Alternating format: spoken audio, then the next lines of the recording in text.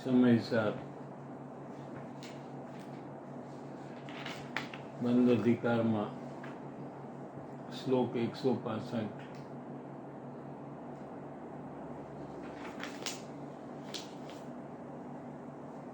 ગુરુદેવશ્રીના પ્રવચનમાંથી page 63 માંથી પછલો paragraph. વિષય એ ચાલે છે કે સમ્યક દ્રષ્ટિ જ્ઞાની છે એને ઉપયોગમાં રાગાદિક ભિન્ન વર્તે છે, રાગમાં એકતા નથી. પણ જો અબુદ્ધિપૂર્વક કદાચિત પરજીવનો ઘાત પણ થઈ જાય તો તેનાથી સમ્યક દ્રષ્ટિને બંધ થતો નથી. હિંસાથી જે અલ્પ બંધ થાય છે એને ગૌણ કરીને અનંત બંધન થતું નથી, માટે એને બંધ થતો નથી. પણ સમ્યક દ્રષ્ટિ હોય તો એને અભિપ્રાયપૂર્વક જીવ મારવાના ભાવ કરશે તો ત્યાં પોતાના ઉપયોગમાં રાગાદિકનો સદભાવ આવશે. તેથી તે હિંસાથી એને બંધ જ થશે. એ કાલે આપણે ચાલી ગયું છે.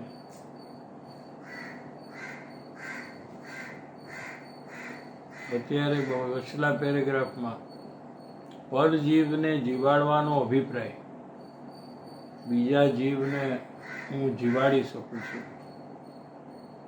એવો અંદરમાં નિશ્ચય હોય, એવો નિશ્ચય હોવાથી એવો અભિપ્રાય હોય. જેવો નિશ્ચય હોય એવો જ અભિપ્રાય હોય. અભિપ્રાય હું પરને જીવાડવાનો ભાવ છે, જીવાડી શકતો નથી પણ ભાવ છે એ શુભરાગ છે. મુમુક્ષુને પણ બીજા જીવને જો પોતાથી દયાનું પાલન કરી શકતો હોય તો એને પણ જીવાડવાનો ભાવ આવે. પણ એને જીવાડી શકું છું એવી માન્યતા છોડવી જોઈએ મુમુક્ષુએ. કારણ કે એ જીવે છે એના આયુષ્ય કર્મને લીધે. આયુષ્ય કર્મ ખતમ થાય તો મરણ થાય જ. એટલે જીવાડવાનો ભાવ છે એનાથી મરણ નથી કે કોઈ જીવન નથી. જીવાડી શકતો નથી પણ ભાવ આવે છે એ ભાવ શુભરાગ છે. બીજાને મારવાનો ભાવ છે એ પાપ ભાવ છે, બીજાને જીવાડવાનો ભાવ છે એ શુભરાગ છે, પુણ્ય ભાવ છે. પણ પરને જીવાડી શકું છું એ મિથ્યાત્વ છે. એવી માન્યતા કે હું આને બચાવી દઉં, મારી હોશિયારીથી મેં આને જીવાડી દીધો, એ મિથ્યાત્વ છે. સમજાણું કાંઈ? દયાનો ભાવ જરૂર આવે છે મુમુક્ષુના, ન આવે એવું બનતું જ નથી. જ્ઞાનીને પણ દયાનો જ ભાવ આવે છે. દયાનો ભાવ જરૂર આવે છે પણ એ રાગ છે, ધર્મ તો નથી એ, પણ એ શુભરાગ છે. પણ હું પરની દયા પાડી શકું એમ નહીં. એટલે મને આ દયાનો ભાવ આવ્યો એટલે સામેનો જીવ બચી ગયો એમ નહીં. સામેનો જીવ બચ્યો એના આયુષ્ય કર્મ ને કારણે, મારા દયાના ભાવથી બચ્યો એમ નથી. પરને દુઃખ ન દેવું કે જીવાડવાનો ભાવ આવે એ ભાવ રાગ છે. પણ હું જીવાડી શકું છું એ ભાવ મિથ્યાત્વ છે. એ બે ભાવમાં ફરક છે. બે ગુણનું પરિણમન પણ અલગ છે. બીજાને જીવાડવાનો ભાવ તથા મારવાનો જે ભાવ અથવા ઈચ્છા તે ચારિત્ર ગુણનું પરિણમન છે. અને બીજાને જીવાડવાનો અભિપ્રાય છે એ જ્ઞાનપૂર્વક શ્રદ્ધા ગુણનું પરિણમન છે. પેલા જ્ઞાનમાં એવો ખોટો નિશ્ચય થયો તો પછી શ્રદ્ધા બદલાઈ ગઈ, એવો અભિપ્રાય થઈ ગયો કે હું બીજાને જીવાડી શકું છું કે બીજાને મારી શકું છું. એવો જે અભિપ્રાય છે એ મિથ્યાત્વ છે, અને મિથ્યાત્વ છે તે અનંત સંસારનું કારણ છે. છેલ્લો પેરેગ્રાફ. જીવાડવાનો અભિપ્રાય હોય ત્યાં પણ, અર્થાત તે અભિપ્રાયને પણ નિશ્ચય નહીંમાં મિથ્યાત્વ કયું છે. નિશ્ચય નહીં એટલે સત્યાર્થવાદ જે આવે એને નિશ્ચય નહીં કહેવાય. એમાં પણ મિથ્યાત્વ કયું છે, તો મારવાનો અભિપ્રાય મિથ્યાત્વ કેમ ન હોય? સચિત અચિતનો ઘાત થાય જ્ઞાનીને, પણ એમાં અંતરમાં જો મારવાનો અભિપ્રાય હોય તો એ મિથ્યાત્વ થઈ જાય, સમ્યક્ત્વ છૂટી જાય. કેમ કે સિદ્ધાંતમાં જીવાડવાનો પણ અભિપ્રાયને મિથ્યાત્વ કીધું છે. તો મારવાનો અભિપ્રાય હોય તો મિથ્યાત્વ કેમ ન હોય? હું મારી શકું છું. સમજાણું કઈ? બે ભાવ બહુ સૂક્ષ્મ નજીક લાગે છે. ઘણાને એમાં બહુ ફરક ન દેખાતો હોય કે મારવાનો ભાવ અને મારી શકું એવો ભાવ, જીવાડવાનો ભાવ અને જીવાડી શકું એવો ભાવ, એ બે ભાવમાં થોડોક એકાગ્રતાથી વિચાર કરે તો સમજાય એવું છે કે આ બે ભાવ જ અલગ છે. બે ગુણ અલગ છે આત્માના, એનું કાર્ય અલગ છે.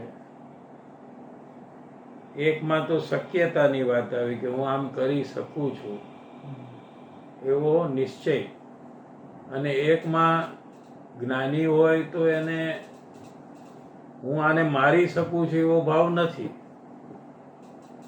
કે હું આને જીવાડી શકું છું એવો ભાવ નથી, પણ છતાં એને જીવાડવાનો ભાવ આવે છે, દયાનો ભાવ આવે છે. એમ એ ભાવ અલગ છે. હું મારી શકું છું, પરને મારું છું, પરને મારી શકું છું, એ તો મિથ્યાત્વ છે, ગજબ વાત છે. પરને મારી પણ શકતો નથી, પરને જીવાડી પણ શકતો નથી, એ સાચી વાત છે. પરને જીવાડવાનો ભાવ હોય પણ જીવાડી શકતો નથી. એટલે મુમુક્ષુ હોય કે જ્ઞાની હોય એને બીજા જીવને જીવાડવાનો જ ભાવ હોય, મારવાનો ભાવ હોય નહીં, પણ એ જીવાડી શકતો નથી. આ ડોક્ટરો છે તો એ હમણાં બધાને જીવાડવાનો પ્રયત્ન કરી રહ્યા છે, પણ એનું આયુષ્ય ન હોય તો એ જીવાડી શકતા નથી. દયાનો રાગ છે તે પુણ્યબંધનું કારણ છે. એવો જે ભાવ થાય જીવાડવાનો, બચાવવાનો, એ પુણ્યબંધનું કારણ છે. તેથી મુમુક્ષુ અને જ્ઞાનીને એવો જ ભાવ હોય છે.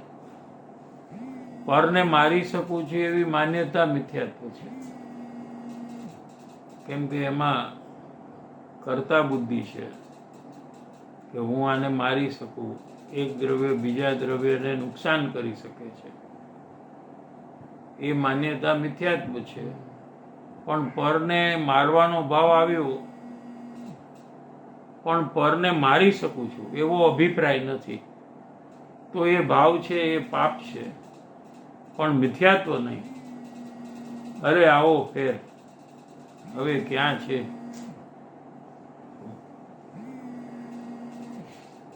આગળ પણ પરિગ્રહનો પરિમાણ કરે સમ્યક દ્રષ્ટિ જીવ. પોતાના જ્ઞાન સ્વરૂપનું ભાન છે, પછી પરિગ્રહનું પરિમાણ એટલે માપ કરે છે. તો જેટલું ઘટાડે તેટલું પુણ્ય છે. અંતરમાં જેટલો અપરિગ્રહ ભાવ પ્રગટ્યો હોય તે ધર્મ છે.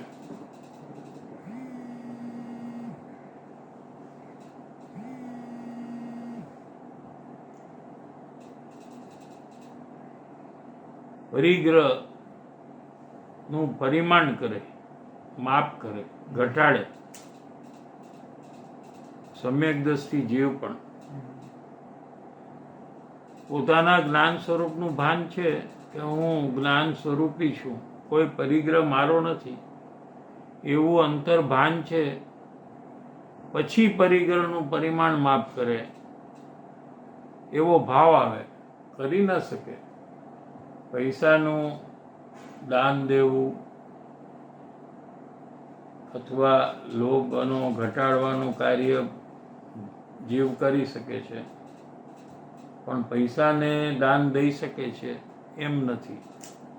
પણ પૈસાનું દાન દેવાનો ભાવ સમ્યક દ્રષ્ટિને પણ આવે છે, મુમુક્ષુને પણ આવે છે.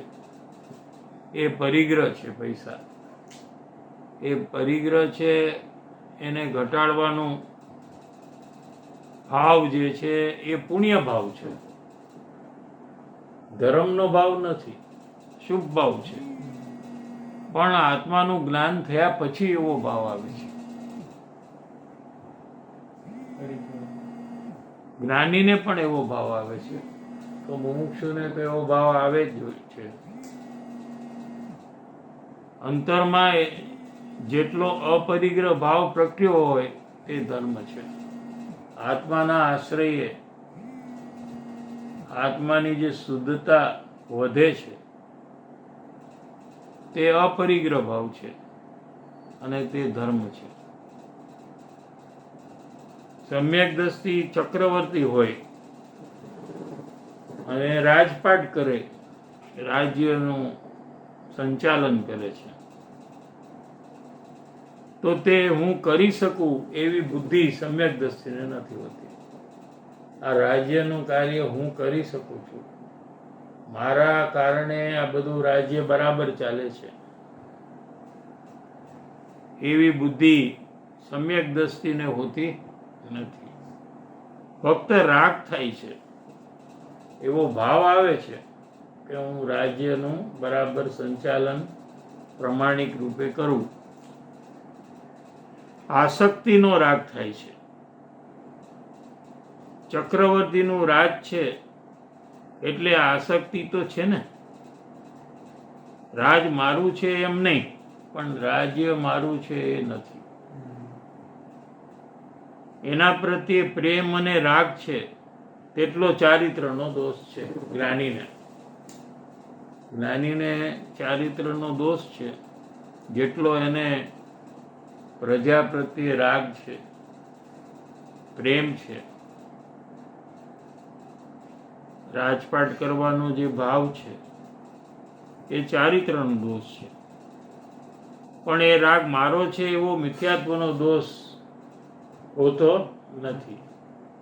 જ્યારે જીવને જીવાડવાના અભિપ્રાયને પણ નિશ્ચયને એમાં મિથ્યાત્વ કહ્યું છે, તો મારવાનો અભિપ્રાય મિથ્યાત્વ કેમ ન હોય? હું મારું છું, મારી શકું છું, એ પરને મારવાનો આત્માનો અધિકાર નથી.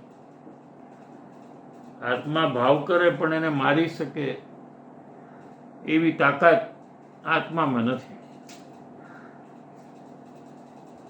કેમ કે એનું આયુષ્ય પૂરું થાય તો તે મરે.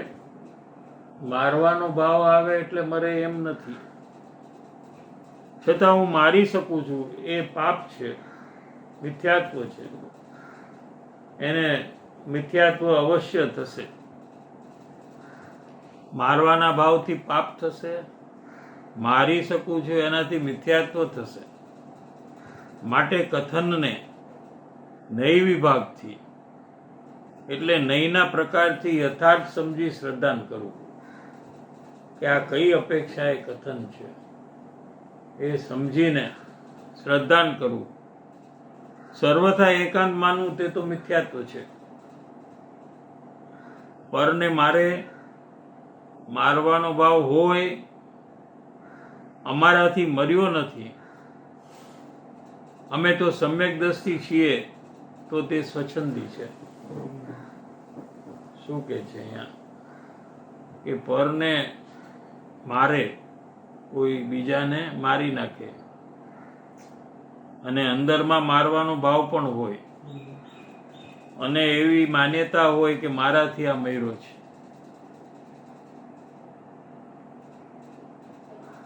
અથવા અમારાથી મર્યો નથી, અથવા બચાવ્યો હોય તો મર્યો નથી, અમે તો સમ્યક દ્રષ્ટિ છીએ, તો તે સ્વચ્છંદી છે. સમ્યક દ્રષ્ટિને પણ પરિગ્રહનો ભાવ રાગાદી તો છે ને. ન હોય તો અપરિગ્રહી થઈ જાય, મુનિ થઈ જાય. મિથ્યાત્વ પરિગ્રહનો નાશ કર્યો છે. અંતરના પરિગ્રહમાં મિથ્યાત્વ જે મુખ્ય પરિગ્રહ છે એ મિથ્યાત્વનો તો નાશ કર્યો છે, પણ બાકી બીજા અંતરના ભાવ જે છે એમાં રાગ પણ એક પરિગ્રહ છે. ક્રોધ, માન, માયા, લોભ એ પણ પરિગ્રહ છે. સમ્યક દ્રષ્ટિને પણ પરિગ્રહ ભાવ રાગાદી તો છે ને, અંતર પરિગ્રહ છે. ન હોય તો અપરિગ્રહી થઈ જાય, મુનિ થઈ જાય. જેટલો પરિગ્રહનો ભાવ છે તે મારો ભાવ છે એમ નથી.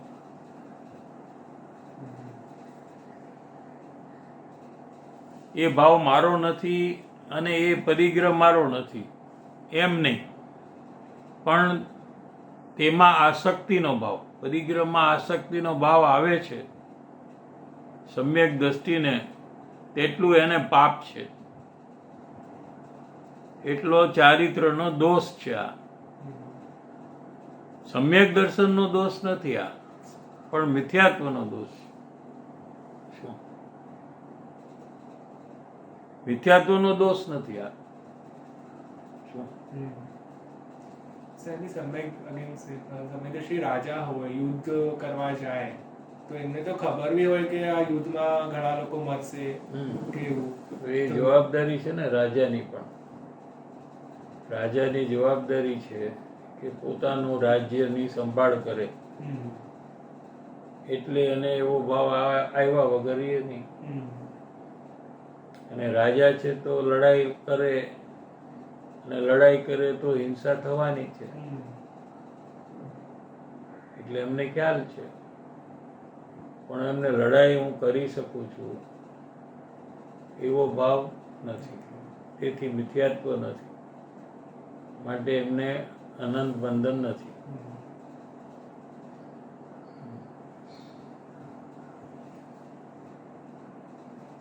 અજ્ઞાનીને પરને જીવાડી શકું છું,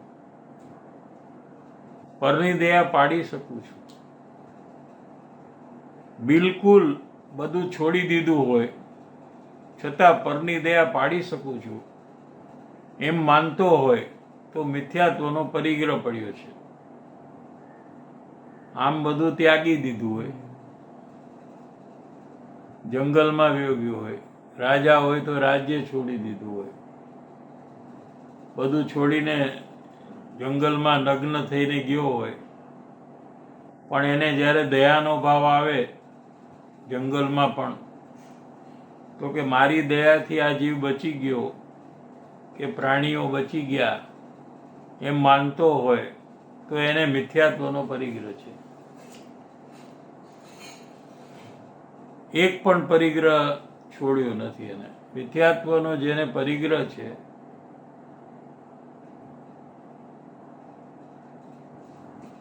એને એક પણ પરિગ્રહ છોડ્યો નથી. પ્રશ્ન પૂછું છું કોઈને? ક્વેશ્ચન છે કોઈને?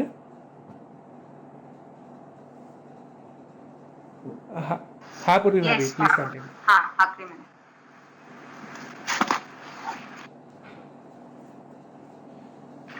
જય જિનેન્દ્ર સાહેબજી, સહજ here.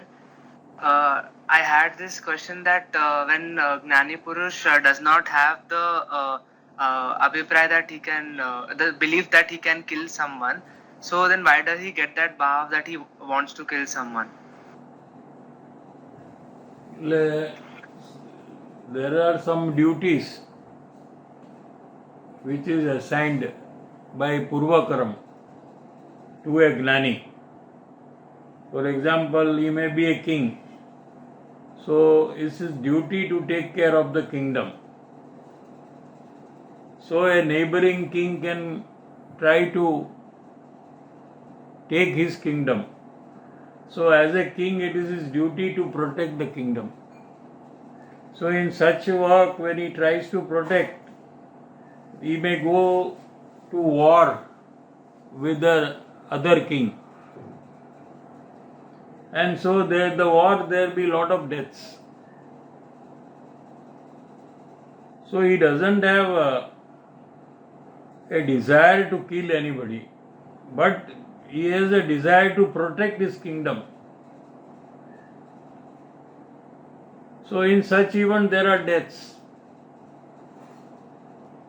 He doesn't want to kill, but if he is king, he has to take the responsibility of the kingdom. Otherwise he has to become Muni and go off to jungle and forget the kingdom. But he is not in a position internally to have that much Atmasthirta that is required for becoming a Muni. So till such time he remains as a king and does his duty.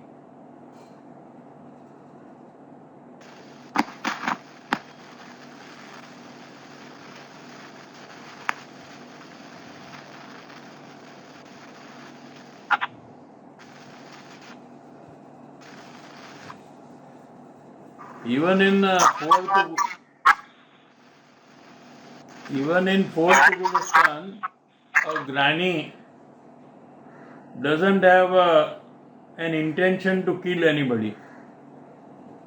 But in day-to-day life, supposing he goes out somewhere in a car, under the car tire, lot of Jews are dead. But he doesn't have intention to kill them. Maybe his intention is to go and do business which is assigned to him by his karma. That karma which he has done in the past. So till he becomes a Muni, he will be doing certain worldly activities. And in doing any worldly activities, there will be hinsa. But he doesn't have the intention to kill anybody.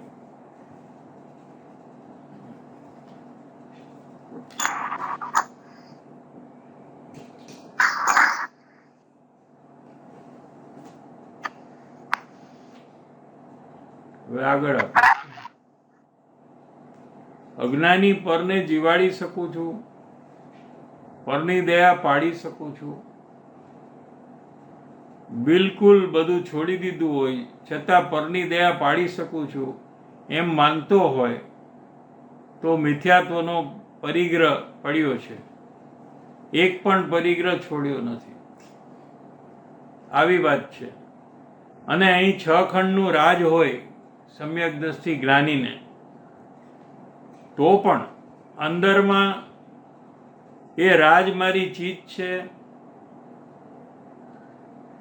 એમ નથી. એવો મિથ્યાત્વનો પરિગ્રહ સમ્યક દ્રષ્ટિએ છોડી દીધો છે ચક્રવર્તીએ.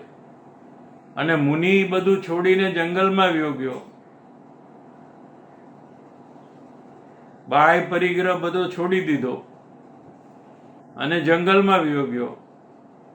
અને દયાનો ભાવ એને આવ્યો એમ કે મારી દયાથી આ જીવ બચી ગયો, તો એને મિથ્યાત્વનો પરિગ્રહ પડ્યો છે. અને સમ્યક દ્રષ્ટિ રાજ કરે છે, પણ એમાં કોઈ પણ રાજની ચીજ મારી છે, શરીર મારું છે, કે અંદરમાં જે રાગ થાય છે એ મારો છે, એવો મિથ્યાત્વનો પરિગ્રહ એને છોડી દીધો છે. સમકીર્તિનો અપરિગ્રહ ભાવ પ્રગટ કર્યો છે સમકીર્તિએ. પછી રાગ રહ્યો બાકી, તો એ રાગ ચારિત્રનો દોષ છે, કેમ કે હજી કેવળ જ્ઞાન થયું નથી.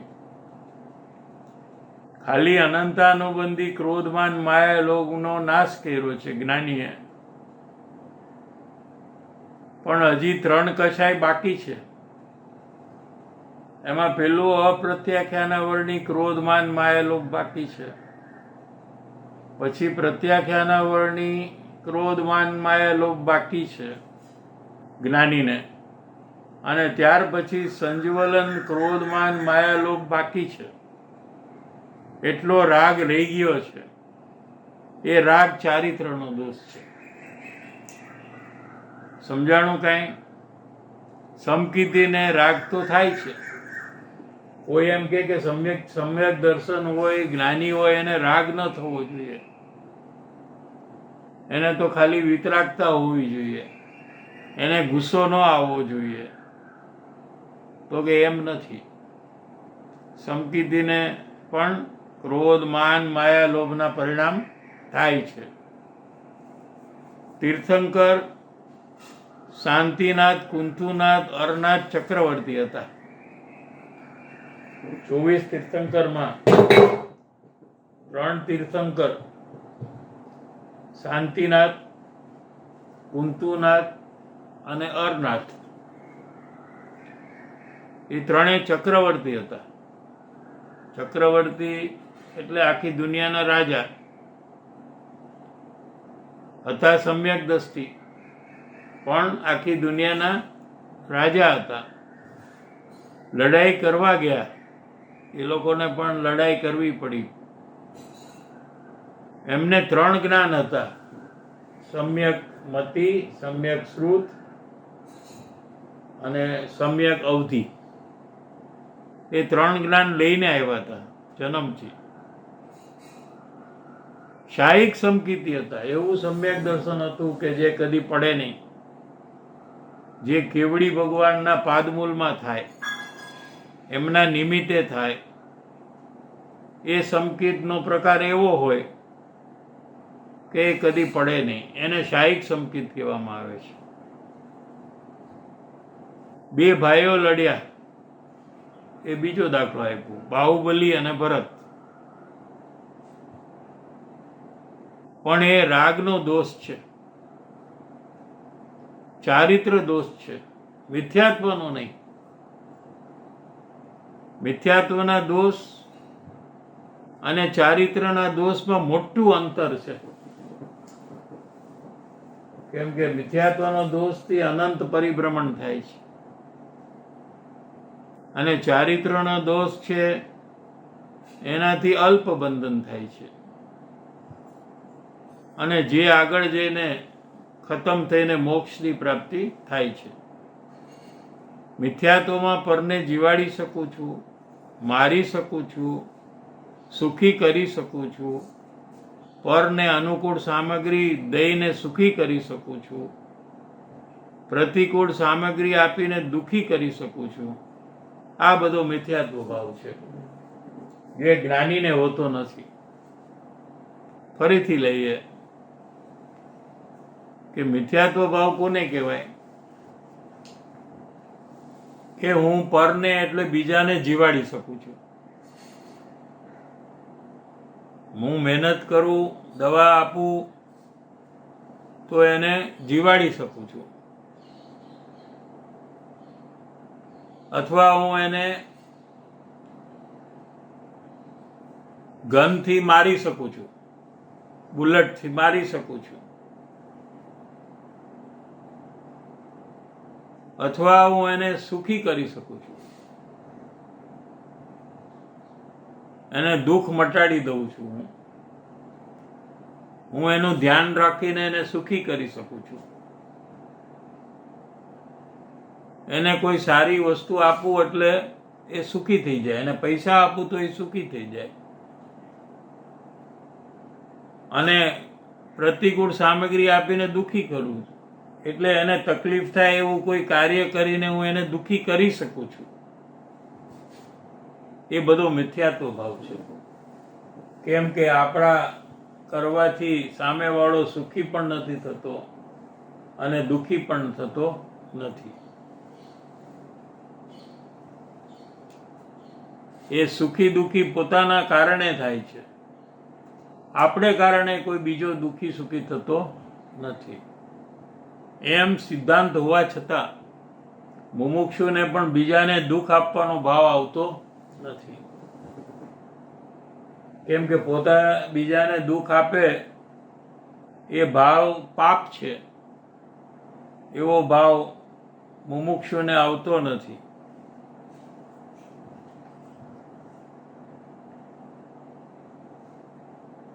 એ બધો મિથ્યાત્વ ભાવ છે. સમજાણું કાંઈ? પરની અનુકંપા એટલે દયા. પરની દયા કરીને જે શુભ ભાવ થયો એ પુણ્ય છે. એ મુમુક્ષુને પણ પુણ્યનો ભાવ, દયાનો ભાવ આવ્યા વગર રહેતો નથી, પણ એ પુણ્ય છે, એ ધર્મ નથી.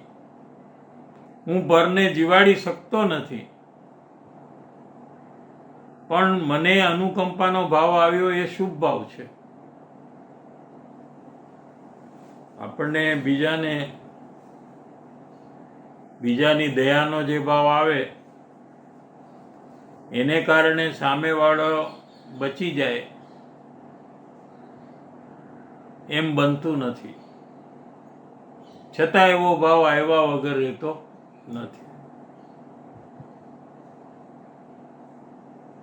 પણ મને અનુકંપાનો એટલે દયાનો ભાવ આવ્યો એ શુભ ભાવ છે, પુણ્ય ભાવ છે. જ્ઞાનીને પણ એ ભાવ આવે છે અને એ અલ્પબંધનું કારણ છે, મિથ્યાત્વનો બંધ નહીં. આવી વાત છે. એ 165 શ્લોક થયો. હવે 166. હવે ઉપરના ભાવાર્થમાં કહેલો આશય પ્રગટ કરવાનો કાવ્ય કહે છે. જે ભાવાર્થ આપણે ચાલી ગયો એ ભાવાર્થમાં જે આશય છે, ભાવાર્થમાં જે કેવા ધારેલું છે એ એનો આશય છે. એ પ્રગટ કરવા માટે હવે બીજો શ્લોક આચાર્ય ભગવાન કહે છે. શ્લોકાર્થ.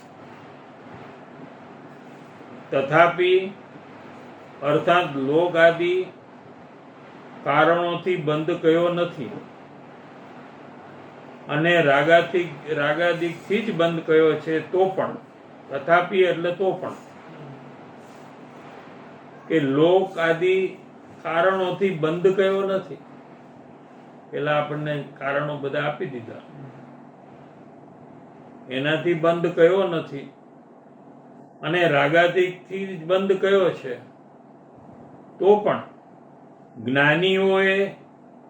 જ્ઞાનીઓને નિર્ગલ એટલે શું કે મર્યાદા રહિત, જ્ઞાનીને પણ અમુક પ્રકારની મર્યાદા રૂપ એનું જીવન હોય છે. બહુ પાપના ને હિંસાના ભાવ જ્ઞાનીને હોતા નથી, એવી મર્યાદા છે. એ મર્યાદા રહિત અને સ્વચ્છંદપણે એટલે પોતાની ઈચ્છાથી પ્રવર્તવું યોગ્ય નથી. શું કહે છે? જો સમકીર્તિને જ્ઞાનીને નિર્ગળ હિંસા થતી હોય તો થાવ એવું જ્ઞાનીને હોતું નથી. કે હું જ્ઞાની છું, મને બંધન નથી, માટે ગમે તેટલી હિંસા થાવ એવું જ્ઞાનીને હોતું નથી. એને નિર્ગલ પ્રવૃત્તિ કહેવાય. ભોગ થાય એટલે મને ભોગ થાય તો મને બંધન નથી એમ જીનાગમમાં આવ્યું કે જ્ઞાનીનો ભોગ નિર્જરાનું કારણ છે. એ 194 ગાથામાં સમયસારમાં આવ્યું કે જ્ઞાનીને જે ભોગવટો થાય છે એમાં જે સુખ દુઃખનું વેદન થાય છે એ બધું ખરી જાય છે. તો જ્ઞાનીનો ભોગ એ નિર્જરાનું કારણ છે. એવું સિદ્ધાંત હોવા છતાં પણ જ્ઞાનીને એમ નથી થતું કે હું ભોગ કર્યા જ કરું, કેમ કે મને તો બંધન થતું નથી, માટે હું ભોગવી શકું છું. એવું નિર્ગલ પ્રવૃત્તિ જ્ઞાનીને નથી હોતી.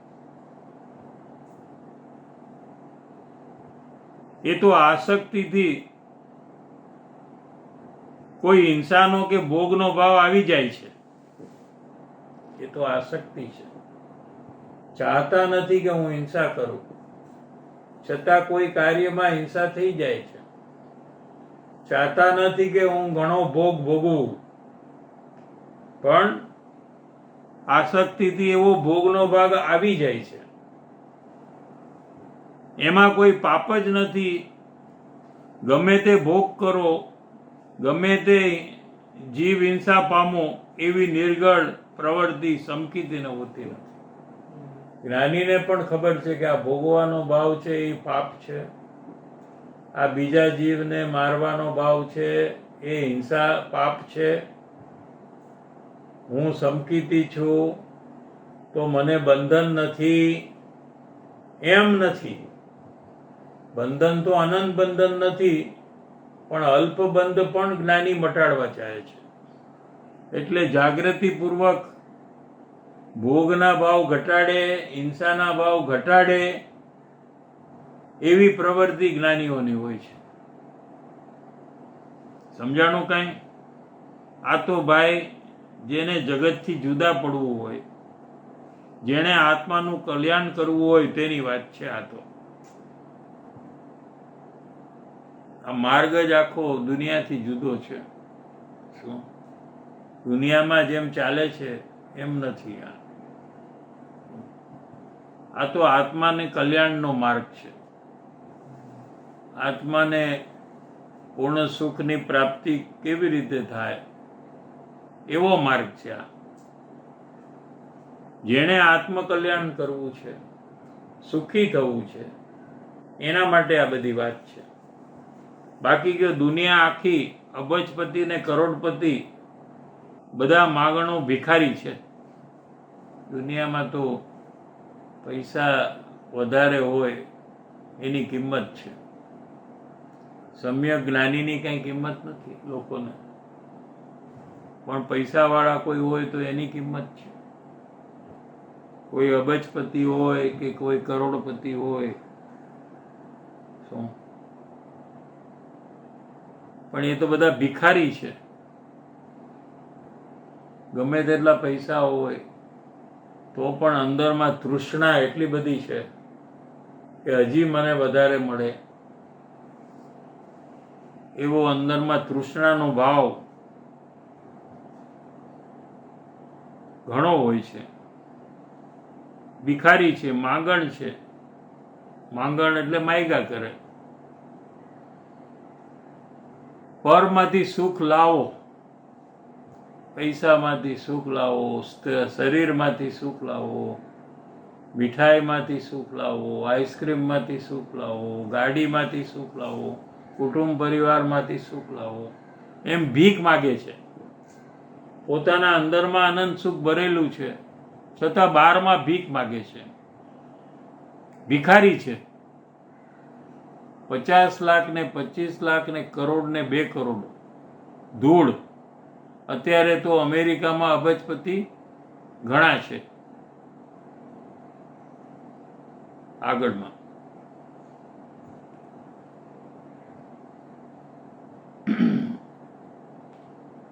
પણ એ પરિગ્રહ છે અને એની જે આસક્તિ છે તેટલું પાપ છે. ધર્મી જ્ઞાનીને પણ એટલું પાપ છે. પૈસાનો આસક્તિનો ભાવ હોય, લોભનો ભાવ હોય, પૈસા વધારવાનો ભાવ હોય, તો એ ભાવ જ્ઞાનીને પણ પાપ છે. પરિગ્રહ મારો છે અને પૈસા મારા છે એવી જ્ઞાનીને બુદ્ધિ નથી. લ્યો, જ્ઞાનીને પૈસામાં મારાપણું નથી અને પૈસાને ભેગા કરવાનો ભાવ પણ આવે છે. આવું પરિણમન હોવાથી લોકો જ્ઞાનીને ઓળખી નથી શકતા અને પોતાની કલ્પના પ્રમાણે કે જ્ઞાનીને પૈસા ભેગા કરવાનો ભાવ હોવો જ ન જોઈએ એમ માનીને એને અજ્ઞાની માને છે. અહીંયા શું કીધું કે પરિગ્રહ છે એ તો એની આસક્તિ છે. આસક્તિ એટલે કમજોરી છે એની. એને પરિગ્રહ પૈસા વધારવાનો ભાવ થાય છે એટલું જ્ઞાનીને પણ પાપ છે. તો પછી મુમુક્ષુ પૂછે તો શું કામ કરે છે? પણ એવો ભાવ આવ્યા વગર રહેતો નથી. જ્યાં સુધી અંતરમાં આત્માની સ્થિરતા વધતી નથી ત્યાં સુધી આવા પ્રકારના ભાવ જ્ઞાનીને આવ્યા વગર રહેતા નથી. પણ એ ભાવ કરવા લાયક છે એવું જ્ઞાનીને હોતું નથી. પણ એ ભાવ છોડવા લાયક છે એવું જ્ઞાનીને હોય છે. પરિગ્રહ મારો છે, પૈસા મારા છે એવી જ્ઞાનીની બુદ્ધિ નથી. એટલે જ્ઞાનીનો એવો નિશ્ચય નથી કે આ પૈસા મારા છે. એવી બુદ્ધિ જો હોય તો તે મિથ્યાત્વ છે. પૈસા હોય પણ પૈસા મારા છે એવું ન હોય. લ્યો, કુટુંબની વચ્ચે રહેતો હોય જ્ઞાની અને કુટુંબ મારું છે એવું ન હોય.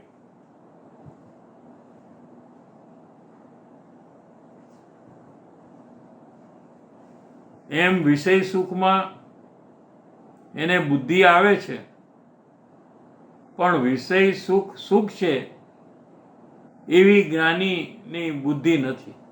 હવે બીજી વાત કરે છે. 5 ઇન્દ્રિયનો વિષય છે. શું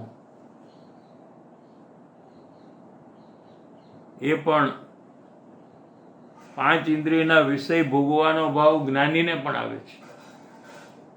શું વિષય સુખમાં એને બુદ્ધિ આવે છે પણ એમાં સુખ છે એવી બુદ્ધિ નથી.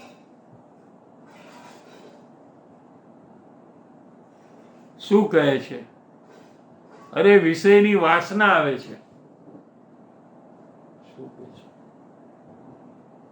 અને સમકીતી વિષય પણ સેવે છે. વાસના આવે છે અને એની પ્રવૃત્તિ પણ જ્ઞાનીને હોય છે. વાસના એટલે તીવ્ર ઈચ્છા. વાસના એટલે ફિઝિકલ સેક્સ એમ. બધા 5 ઇન્દ્રિયમાં 5 ઇન્દ્રિયના વિષયની ભોગવવાની વાસના, તીવ્ર ઈચ્છા એને વાસના કહેવાય. અને એ પ્રવૃત્તિ પણ હોય છે જ્ઞાનીને. સમકીતી પણ વિષયને સેવે છે પણ આ ક્રિયા હું કરું છું એમ નથી. એ વિષય ભોગની ક્રિયા જ્યારે થાય છે એ જ સમયે સમકીતીને એમ હોય છે કે આ હું નથી કરતો. આ શરીર એનું કાર્ય કરે છે, હું આ કાર્ય કરતો જ નથી, હું તો એનો જાણનાર છું. એવી અંતર જાગૃતિ હોય છે. એ પ્રવૃત્તિ કાઢે. એ ક્રિયા હું કરી શકું છું એમ નથી. તેમ વિષયની વાસનામાં સુખ છે એવી બુદ્ધિ જ્ઞાનીને હોતી નથી. 2 વસ્તુ લીધી. એક તો આ બધું હું કરું છું એવું જ્ઞાનીને હોતું જ નથી. પણ આ બધી પ્રવૃત્તિને હું જાણું છું એવું જ્ઞાનીને હોય છે. આ અંદરમાં વિષય ભોગવાનો જે રાગ આવ્યો એ હું કરું છું એવું જ્ઞાનીને હોતું નથી. પણ આ વિષય ભોગવાનો જે રાગ આવ્યો છે એને હું જાણું છું એવું છે. તદુપરાંત ઇન એડિશન ટુ ધીસ જે વિષય વાસનામાં સુખ છે એવી જ્ઞાનીને બુદ્ધિ હોતી નથી. આવું કરવાથી મને સુખ મળશે, આનાથી મને સુખ મળશે એવી બુદ્ધિ જ્ઞાનીને હોતી નથી. અથવા એને એવી બુદ્ધિ હોય છે કે આમાંથી મને સુખ નહીં મળે, પંચેન્દ્રિયના વિષયોમાં મને સુખ નહીં મળે એવી બુદ્ધિ જ્ઞાનીઓને હોય છે.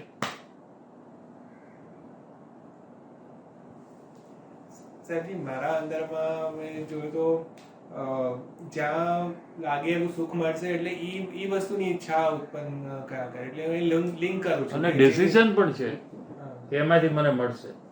એ ડિસિઝન ન હોવું જોઈએ.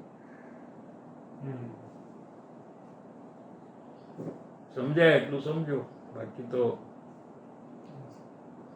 ધ્યાન રાખવું પડે તો સમજાય એવું છે. બે ભાવ અલગ છે કે આ વસ્તુમાં સુખ છે કે નહીં એ મેઇન ફેક્ટર છે, એ પકડાવવું જોઈએ. એ ડિસિઝન અજ્ઞાનીએ કરી નાખ્યું છે. દાખલા તરીકે એણે એમ નક્કી કર્યું હોય કે ગુલાબ જાંબુનમાં સુખ છે, એક ડિસિઝન એનું થઈ ગયું હોય. પછી ખાય ત્યારે બી ડિસિઝન હોય ને નો ખાય ત્યારે બી ડિસિઝન હોય. એ ડિસિઝન જે છે એ સુખ બુદ્ધિ છે. નો ખાય ત્યારે પણ એને છે અને ખાય ત્યારે પણ છે. અને એ સુખ બુદ્ધિ છે એ મિથ્યાત્વ છે.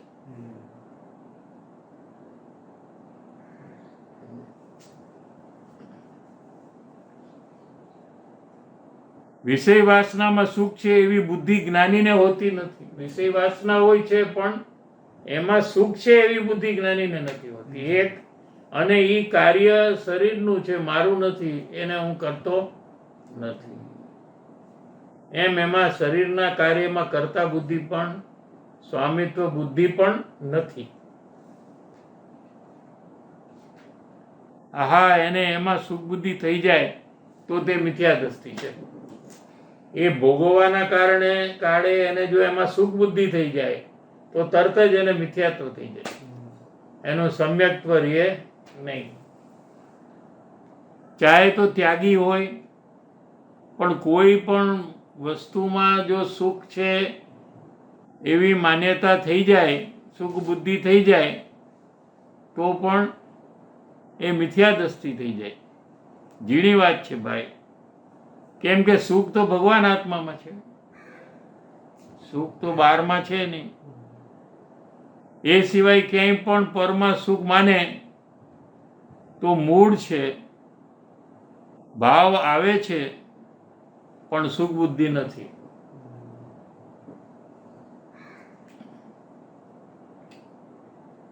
જ્ઞાનીને પણ એવો ભાવ આવે છે, જ્ઞાનીને પણ સુખની કલ્પના છે પરમાં, પણ સુખ બુદ્ધિ નથી. નિશ્ચય નથી કે આમાંથી સુખ મળશે, છતાં બી આસક્તિને કારણે એને પરમાં સુખની કલ્પના છે. પણ એ કલ્પનાની નિર્જરા થઈ જાય છે. ભોગવવા કાળે જ્યારે એમાં સુખ અંદરમાં આવતું નથી એમાંથી, ત્યારે એ કલ્પનાની જ નિર્જરા થાય છે જ્ઞાનીને. સુખ બુદ્ધિ તો છે નહીં. જેને સુખ બુદ્ધિ નથી એને જ સુખની કલ્પનાની નિર્જરા થાય. કેમ કે ભોગવટામાં પસાર થવા કાળે આત્માને ખબર પડી જાય કે આમાંથી સુખ મને કઈ મળ્યું નહીં, એટલે એ સુખની કલ્પના છે એ ખરી જાય છે, એની નિર્જરા થાય છે. સુખ તો ભગવાન આત્મામાં છે. એ સિવાય ક્યાંય પણ પરમાં સુખ માને તો મૂળ છે, ભાવ આવે છે પણ સુખ બુદ્ધિ નથી. સમકીતિ એમ માને છે કે મારી મૂળતા છે. સુખની કલ્પના જે થાય છે એટલે જ્ઞાની પણ એમ માને છે કે આ તો મારી મૂળતા છે. જ્યારે મેં નક્કી કર્યું છે કે એમાં સુખ નથી, તો પછી મને એમાં સુખનો ભાવ આવે છે કલ્પનાને કારણે. એ મારી મૂળતા છે. છતાં પણ જ્ઞાનીને સુખ બુદ્ધિ નથી. સમકીતીને પર પદાર્થમાં સુખ બુદ્ધિ નથી. એક આત્મામાં જ સુખ બુદ્ધિ છે. એ સિવાય ક્યાંય સુખ બુદ્ધિ નથી. શુભ ભાવ આવે છે અને અશુભ ભાવ પણ આવે છે જ્ઞાનીને. બે ભાવ આવે. મુમુક્ષુનો પ્રશ્ન, સુખ બુદ્ધિ નથી તો જ્ઞાની તિજોરીમાં રૂપિયા શું કરવા રાખે છે? પૈસામાં સુખ બુદ્ધિ નથી તો પૈસાને તિજોરી એટલે સેફ એમાં કેમ રાખે છે? એવો ભાવ કેમ આવે છે? શું કરવા રાખે છે? ગુરુદેવશ્રીનો ઉત્તર, એ રાગની મંદતા છે તો આવે છે. મંદ પુરુષાર્થ છે ને જ્ઞાનીને. વિતરાગતા ક્યાં થઈ છે? પૂર્ણ વિતરાગતા જે થવી જોઈએ એ નથી થઈ. સમ્યક દ્રષ્ટિપૂર્વક પૂર્ણ વિતરાગતા, સમ્યક દ્રષ્ટિપૂર્વક અલ્પ વિતરાગતા તો થઈ છે, પણ ચારિત્ર દોષનો ત્યાગ નથી. એ દોષ આવે છે.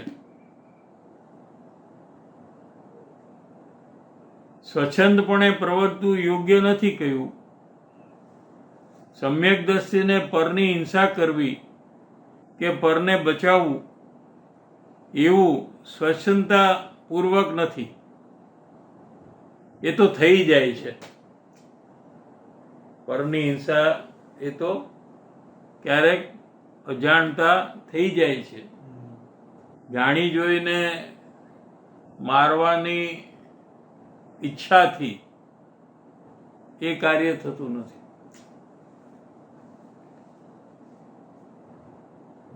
એ તો થઈ જાય છે. એ પ્રવૃત્તિમાં, સંસારની પ્રવૃત્તિમાં રોકાતા અમુક પ્રકારની હિંસા જ્ઞાનીને થઈ જાય છે. એ રાગને જાણે છે. પોતાને અંદરમાં ખ્યાલ આવે છે કે આવો ભાવ મને થાય છે, આ હિંસાનો ભાવ થાય છે, પણ એ હિંસા કરવા લાયક નથી. એમ નહીં કે મને બંધન નથી માટે ભલે હિંસા થાવ, એવો ભાવ જ્ઞાનીને હોતો નથી. જયસન આચાર્ય દેવની ટીકામાં તો એવું લીધું છે કે સમ્યક દ્રષ્ટિ જીવ પરને સામગ્રી આપે, પરને કોઈ વસ્તુ આપે, ગરીબને દાન આપે, ભૂખાને ખાવાનું આપે, તો એ જાણે કે હું તો નિમિત્ત માત્ર છું. આ વસ્તુ દેવાનું કાર્યનો કરનારો હું નથી. આ વસ્તુનું દેવાનું કાર્ય એ વસ્તુ પોતે કરે છે. એ પૂતગલ પરમાણુ જે છે એ કાર્યને પહોંચી વળે છે, એ કાર્યને કરે છે, અને હું તો નિમિત્ત માત્ર છું. એ તો એને કારણે સામગ્રી જાય છે. એ તો પોતાના ષટકારકથી પૂતગલ પરમાણુ ક્ષેત્રાંતર કરે છે. એ મરે છે તેને કારણે, એના આયુષ્ય કારણે એ મરે છે. આયુષ્યનો અંત આવે એટલે મરણ થાય છે. હું તો નિમિત્ત માત્ર છું. એ જીવે છે પણ તેના આયુષ્યને કારણે. હજી આયુષ્ય બાકી છે એટલે એ જીવે છે. હું તો નિમિત્ત માત્ર છું. હું તો હાજર છું ખાલી. હું તો એ કાર્યમાં કંઈ કરતો નથી. એવો પાઠ છે. નિમિત્તનો અર્થ શું કે હું તેનો કરતા નથી, હું એ કાર્ય કરતો નથી. કાર્ય તો ત્યાં એને કારણે થાય છે, એ પૂતગલ પોતે એ કાર્ય કરે છે. મને અંદરમાં કાર્ય કરવાનો ભાવ આવ્યો માટે પણ એ કાર્ય થતું નથી. એ કાર્યનો પણ હું જાણનાર છું અને કાર્ય કરવાની ઈચ્છાનો પણ હું જાણનાર છું. એ ઈચ્છામાં હું નિમિત્ત છું, એ કાર્યમાં પણ હું નિમિત્ત છું, પણ એ કાર્યનો હું કરવા વાળો નથી.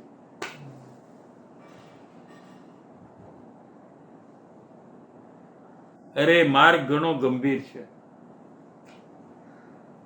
જીનેશ્વર દેવ પરમેશ્વર ત્રિલોકનાથનો અભિપ્રાય અને ધર્મ કોઈ અલૌકિક છે એ દુનિયામાં ક્યાંય નથી. આવી વાત ક્યાંય દુનિયામાં સાંભળવા મળતી નથી. એટલી વાત છે. સંપ્રદાયને મળ્યું નથી. પ્રભુ તને જ્યાં જન્મ્યા, જે કુળમાં જન્મો હોય, જે ધર્મ કુળમાં એ જન્મો છે, જેનો સંગ અને એને પરિચય રહ્યો, બસ તેની માન્યતા થઈ જાય. જે જેમાં જન્મે એને જ સાચું માનીને કે અમારા મા બાપે બધું તપાસ્યું હશે અને જે ધર્મનું પાલન કરે એ જ ધર્મ સાચો, એ લોકોએ બધું વિચાર્યું હશે અને પછી ધર્મ અપનાવ્યો છે, તો પછી મારે પણ એને પરિચય કરવો જોઈએ, એને મારે સાચું માનવું જોઈએ. બસ તેની માન્યતા થઈ ગઈ. પણ સાચી વસ્તુ શું છે, ભગવાનનો માર્ગ શું છે, એની એને ખબર નથી અને એને ખબર પાડવી પણ નથી. જે ધર્મમાં જન્મે છે એ જ ધર્મને સાચો માનીને આખું જીવન ગાળે છે. જે ધર્મ સંપ્રદાયમાં જન્મો અને જેને એના દેવ ગુરુ શાસ્ત્રનો સંગ રહ્યો, બસ એ માન્યતા સાચી છે એને એમ થઈ જાય છે. અને એ લોકો કે એમ કરે એટલે અમે ધર્મી છીએ એમ માને છે કે અમારા ગુરુએ કીધું છે એમ તો અમે બરાબર કરીએ છીએ, માટે અમે ધર્મી છીએ. મુમુક્ષુ બાપ દાદાની માન્યતા છોડાય? મુમુક્ષુનો પ્રશ્ન છે કે અમારા બાપ દાદાએ સમજીને આ બધી ધર્મને અપનાવ્યો છે, તો હવે અમે એ માન્યતા છોડી અને બીજા ધર્મ અથવા સાચા માર્ગમાં કેવી રીતે આવીએ? ગુરુદેવશ્રીનો ઉત્તર, તારા બાપ દાદા નરકમાં ગયા હોય તો તારે નરકમાં જવું છે?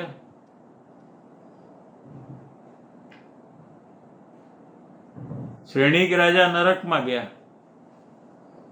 શ્રેણીક રાજા પેલા તીર્થંકર હવે થવાના છે, એ નરકમાં ગયા છે અને એના પુત્ર, એનું નામ અભયકુમાર છે, એ સ્વર્ગમાં ગયા છે.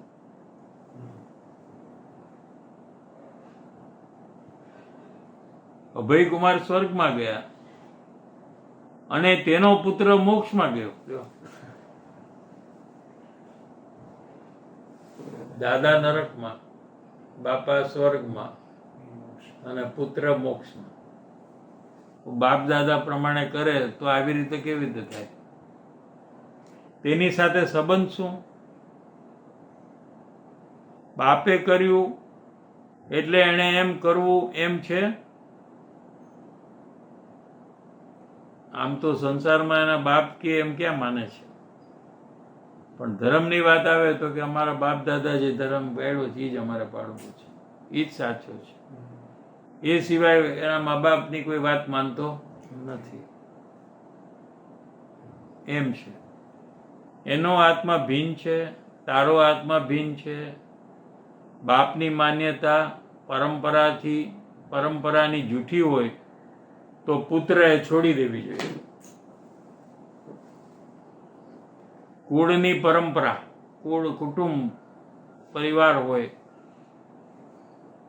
જે કુળમાં જન્મ્યા હોય, એની માન્યતા મળી હોય તો એ છોડી દેવી. અમારા બાપ દાદા આ જ ધર્મ પાલન કરે છે, એ બધા વિચારીને કરતા હશે, સાચું સમજીને કરતા હશે, માટે હું હવે એને છોડીશ નહીં, એમ કરવું નહીં, એમ કે છે. સાચો માર્ગ મળે તો એ વાતને છોડી દેવી. આ તો વિતરાગનો માર્ગ છે. ટાઈમ થઈ ગયો.